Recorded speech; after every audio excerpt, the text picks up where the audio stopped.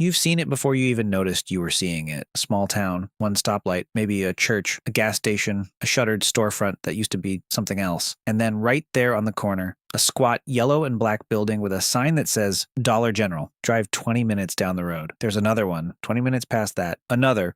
There are more Dollar General stores in America than there are McDonald's, Starbucks, and Walmarts combined. Nearly 20,000 of them. And somehow most people couldn't tell you why. You assume it's just cheap stuff for poor towns, a convenience, nothing more. But the real answer is far stranger and far more deliberate than that. Dollar General isn't spreading because towns are asking for it. It's spreading because a company figured out something most retailers never bothered to learn. It figured out how to make money off the places everyone else gave up on. Rewind to the 1990s. Big box retail is booming. Walmart is eating small town America alive, block by block, family business by family business. Every strip mall wants a Target. Every suburb wants a Costco. But there's a version of America those giants don't want. The towns too small, too poor, too spread out to support a full supercenter. Towns that lost their grocery store when the last owner retired and nobody could afford to reopen it. Towns where the nearest full supermarket is a 40-minute drive. Most companies looked at those towns and saw nothing. Dollar General looked at them and saw an opening no one else was willing to take. Here's the part that sounds almost too simple to be true. A Dollar General store costs a fraction of what a supermarket costs to build. Small footprint, cheap real estate, skeleton crew, sometimes just 3 or 4 employees running the entire operation. That means the company doesn't need a town of 50,000 people to make a profit. It can turn a profit in a town of 2,000, sometimes less. Suddenly, the map of America that looked empty to every other retailer looked like the biggest untapped market in the country.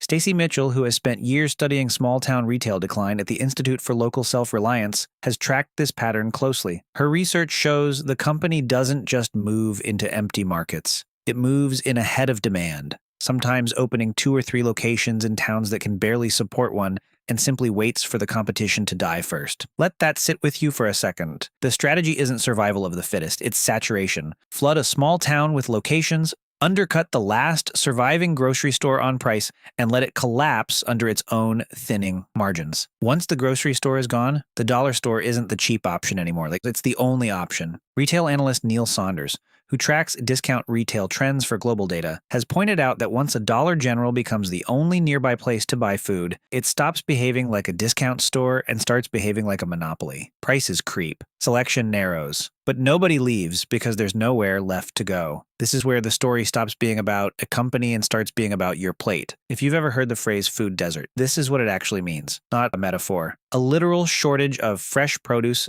meat, dairy, anything that spoils, in favor of shelf-stable, processed, packaged food that can sit under fluorescent light for months without going bad. Dollar stores are extremely good at selling that kind of food.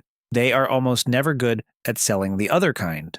Journalist David Dayan, who has covered the collapse of local grocery infrastructure for years, has described small towns where the arrival of a dollar store directly preceded the closure of the town's last real grocer, not as coincidence, as cause and effect. Think about what that actually does to a community. A kid growing up in one of these towns doesn't choose between an apple and a candy bar. The apple was never on the shelf to begin with. This is the twist buried underneath the yellow sign. The thing marketed as a convenience for people who don't have much has, in dozens of documented cases, become the reason those same people have even less. More than 75 towns and counties across the United States have passed laws limiting or outright banning new dollar store construction. Not because the stores are illegal, because local governments finally noticed the pattern too. A town passes a moratorium, and almost immediately residents report the return of local grocers who finally have breathing room to compete again. That single fact tells you everything about what these stores were actually doing to the market before the moratorium existed.